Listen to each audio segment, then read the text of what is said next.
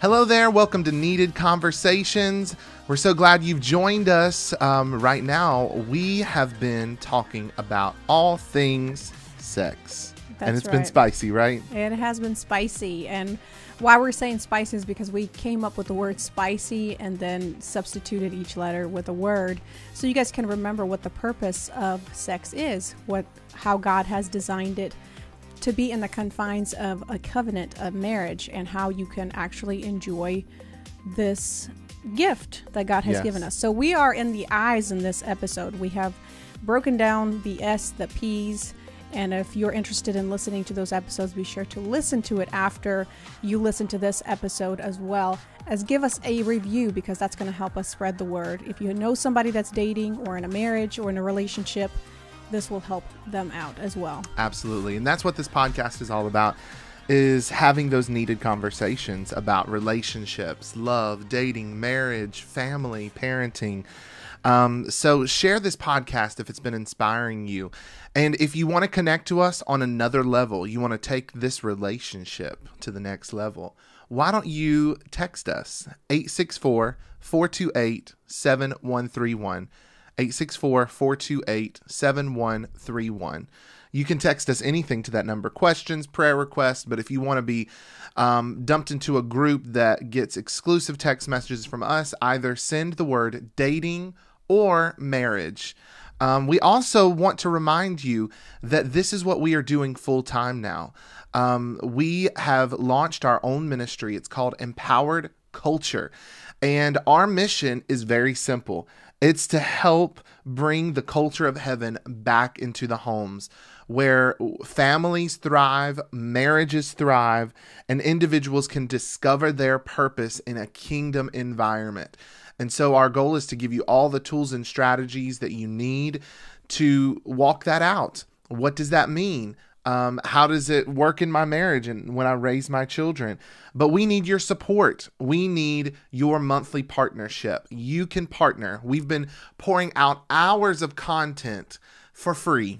And everything we do, we desire to be very accessible for everyone. But in order to do that, we need your monthly support. So why don't you partner with us right now by heading to my website, ryancoleempowerment.com, and hitting that donate button.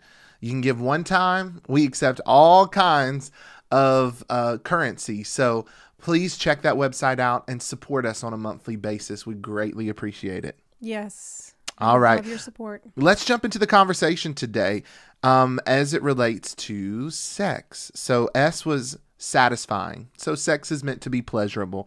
We know that. God designed it and he created it to be good. And you know what? I'll throw this in here. Some interesting tidbit about the book of Genesis is, after God created everything, we know that he created man last. After everything he created, and he said it was good. But when he created man, he said it's very good.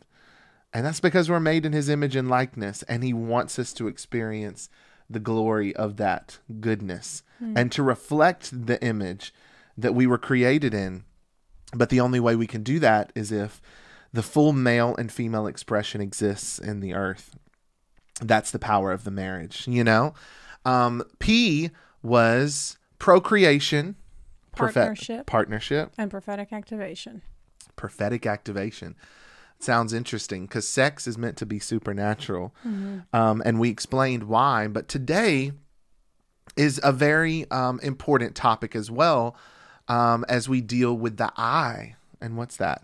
The I's stand for intimacy. And I know when people, have said that before, that I think it's like a soft word or padded word for the word sex, because you don't want to say it, whether you have kids around, or it's just when you say that word, it's like, I'm a little shy about this whole topic. I don't want to offend anybody or whatever. So we used to say intimacy, which, it can reflect, and say that this is actually part of it. And all of this that we're breaking down is actually part of sex. But intimacy actually is information.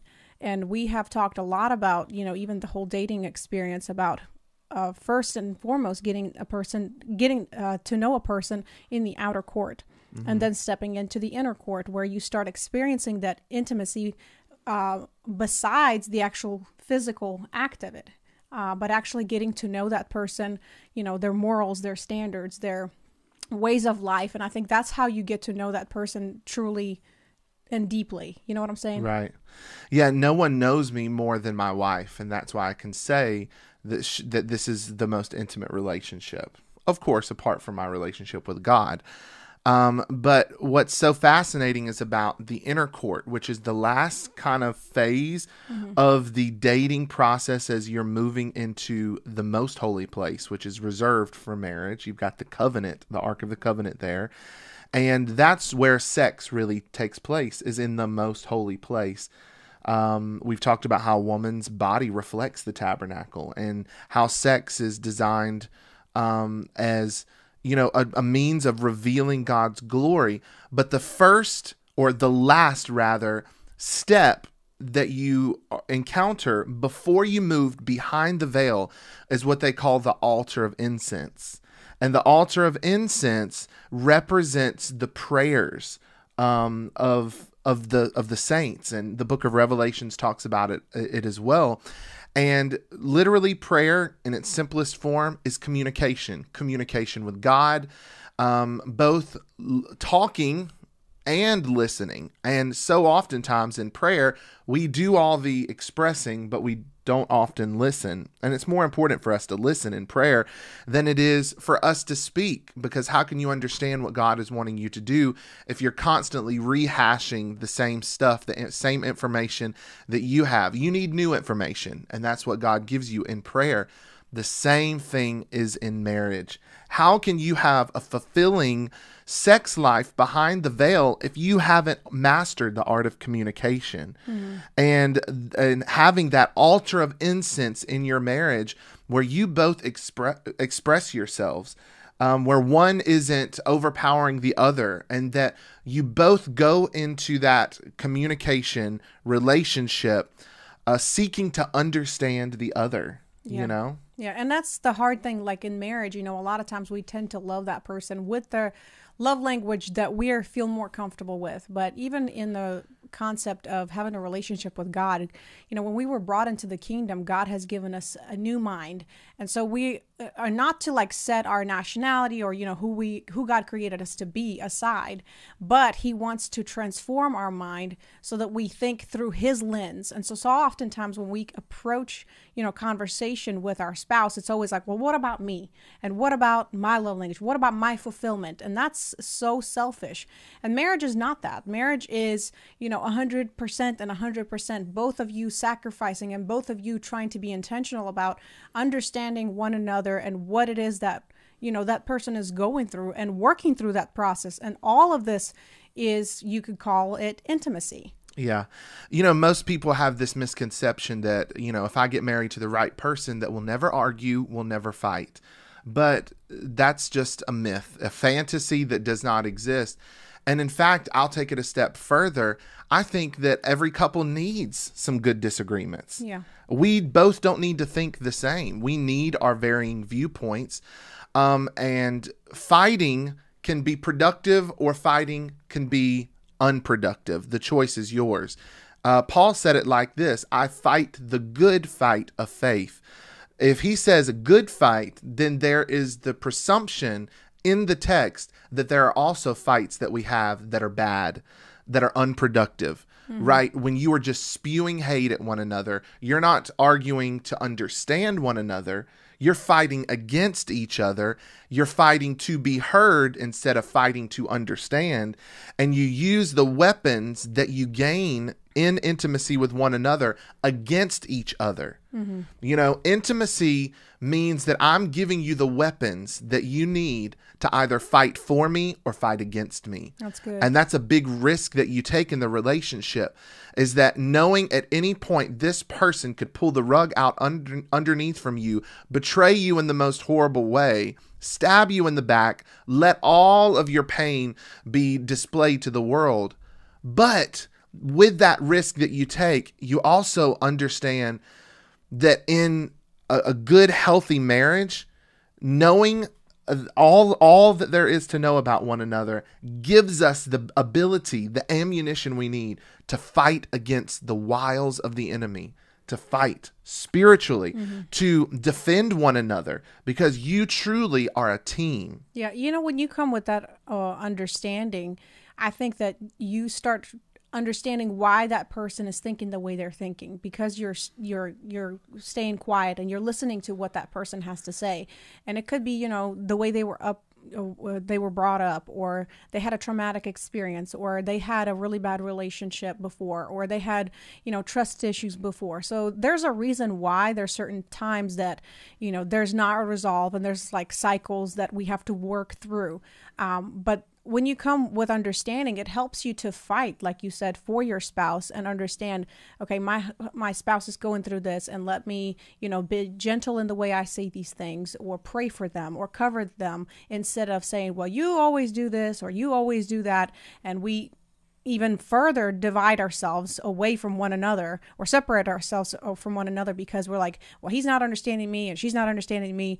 I guess we just need to go our separate ways, and we just have a bad marriage. But that's not how it is. Like, really, true intimacy is being intentional about pursuing one another. And it doesn't stop with you saying the I do, or you getting married, and now it's like, oh, what's the next thing? The kids or whatever. All of those life things that you are pursuing the next only adds to the issues that are already at hand. So why not go ahead and deal with them now before you step into more responsibility, like having children, or getting married if you're struggling, as a single person to, have meaningful relationships. So yeah, intimacy needs to be intentional. It's constant. It's as long as we have breath in our lungs. We're going to have issues. We're going to have challenges. We're dealing with people. And that requires us to stand back and actually listen to the other person and be flexible.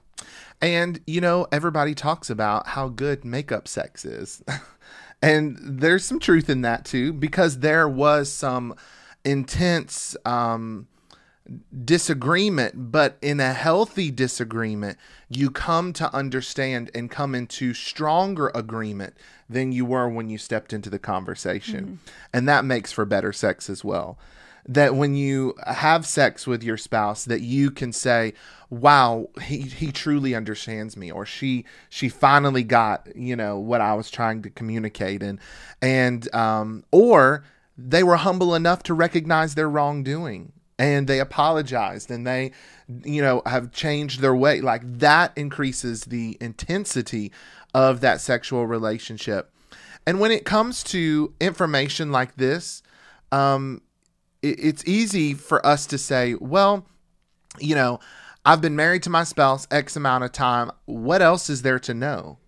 How arrogant it is to believe that your spouse is never going to grow or become different in any way. The fact is, we will change, we will mature, we will grow, and sometimes one spouse is outgrowing the other. But we always need to stay enrolled in the university of our spouse, so that I'm constantly learning through every single phase of transitions, whether that be losing a job, changing careers, going to school, graduating, having kids, experiencing loss, going through a medical trauma, going even car accidents, financial hardship, overcoming obstacles. All of those things change you internally as a person. And if you don't stay intentional, like Victoria said, in understanding them in this new season, then you will turn around and find a person that you're living with that you don't even know.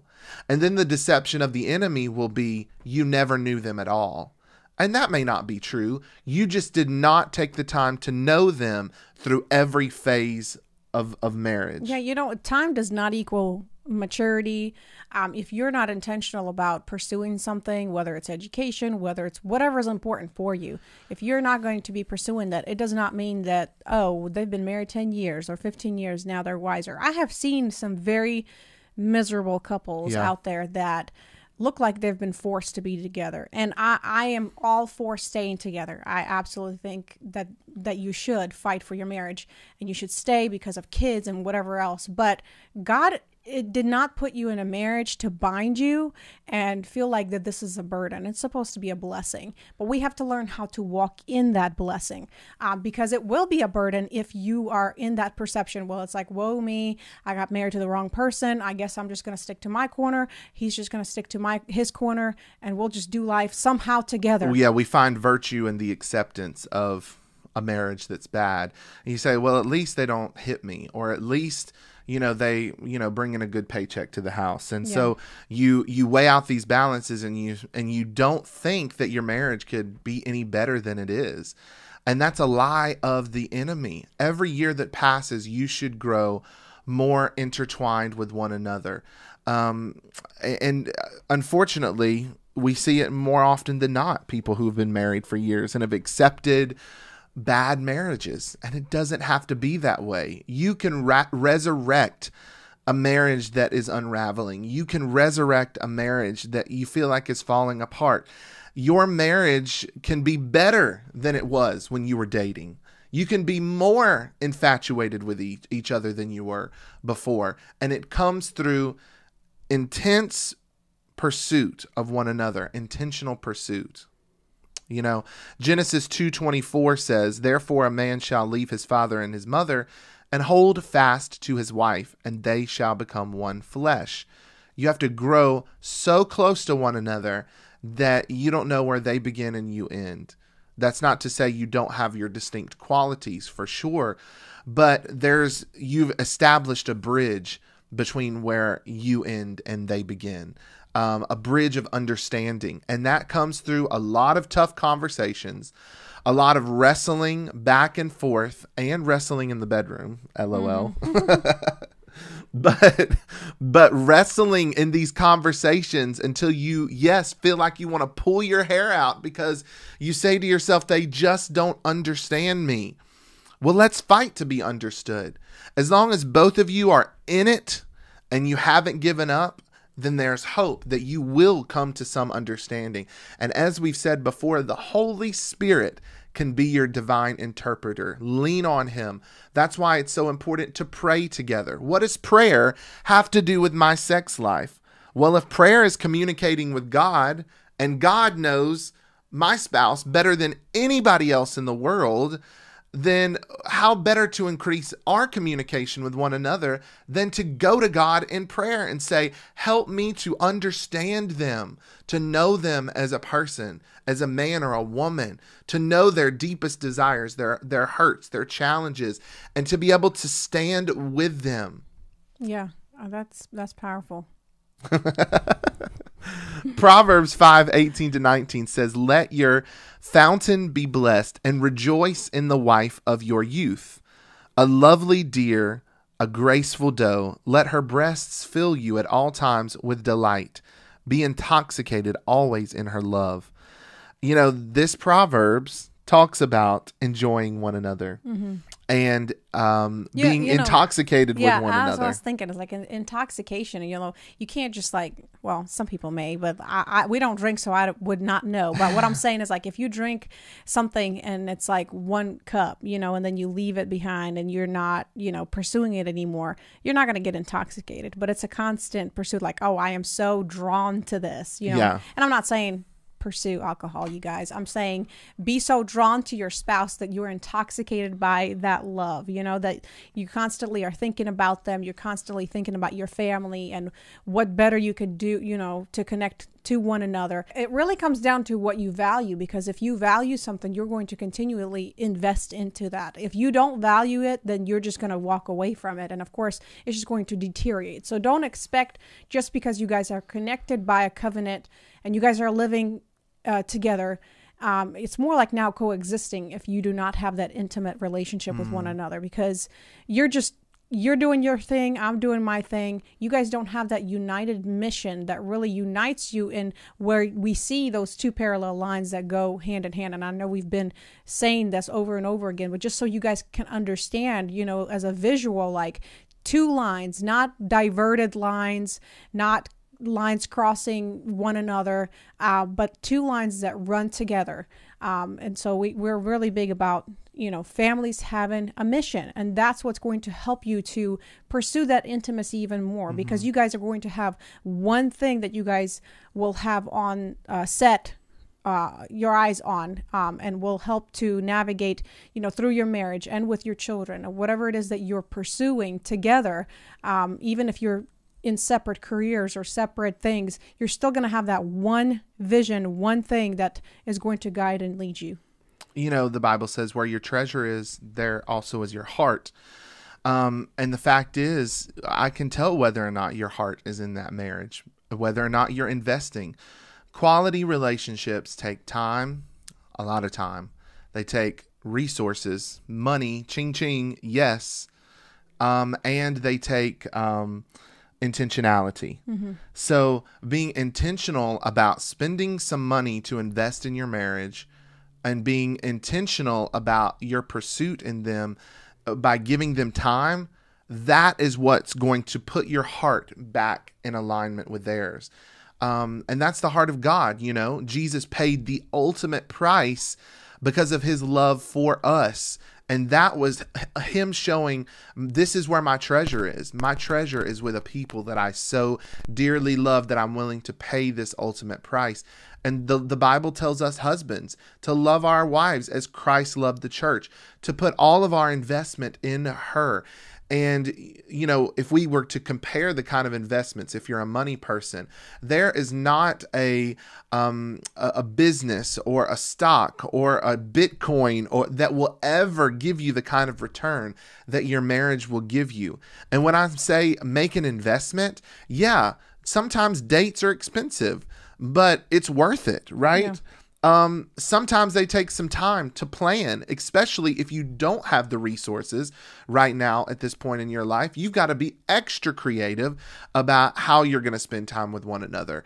Planning a date in the backyard, or doing something, when your kids go to sleep, and surprising one another. It takes time, but also making an investment in your relationship with the resources that you take in, whether or not you are paying for counseling or conferences or enrichment in some form or fashion.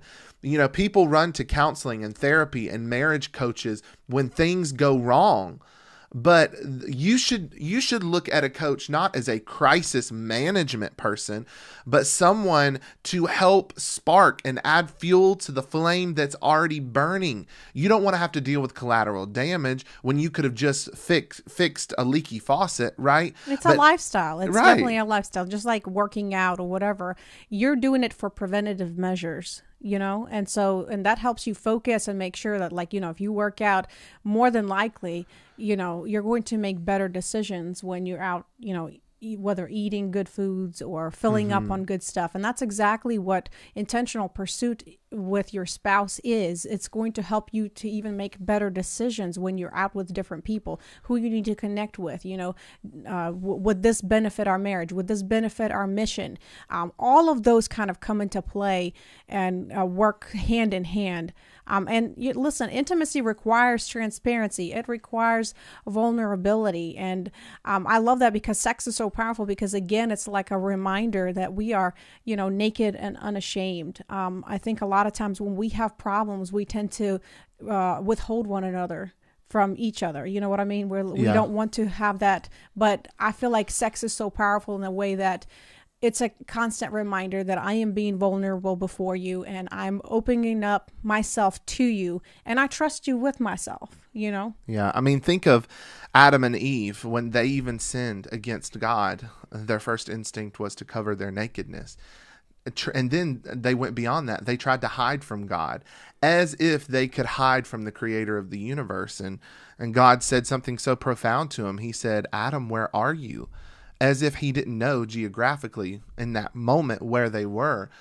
It wasn't a statement of location as much as it was condition. Like, where's your heart? Your heart has been turned away from me. And I've designed you to be naked and unashamed. And the same thing is in marriage. When we mess up, when we have challenges or troubles, or we feel like we're not understood in the marriage, our first instinct is to hide. our first instinct is to cover up ourselves and not share ourselves with our spouse and not communicate and have those hard conversations. But really, it's worth it to step in and expose your weakness, because you're designed to be a covering for one another. And sex is just another illustration of that, right? It's a constant reminder that we are to be naked and unashamed, not just physically, like what happens with sex, but in every way possible. Intimacy leads to an intentional pursuit of one another, but also increases the intensity of the pleasure. And that's what we want you to understand from today's podcast, is that I in S.P.I.C., right? If you make an intentional effort to be intimate with one another, there's no doubt that the intensity of your pleasure is going to increase. And that's a guarantee that you can bank on. Yeah. Yeah. So we hope that you've been enjoying this conversation. Text us, let us know. If you have any more questions, we have gotten some that we're responding to.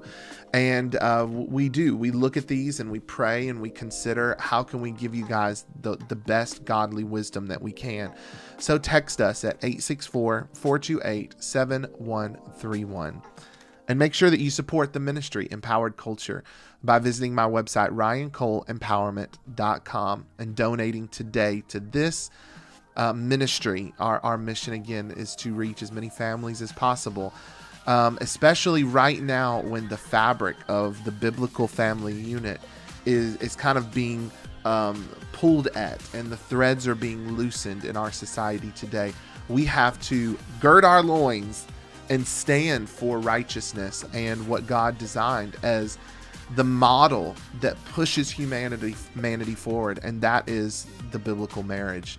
So we're glad that you enjoyed us. Make sure you subscribe, and we got tons of resources on our website, so check it out. moremostforever.com. We got a couple of websites, ryancoleempowerment.com and also moremostforever.com. Yes, please join us at any of those locations. I'm sure you'll be blessed. All right. See you next time.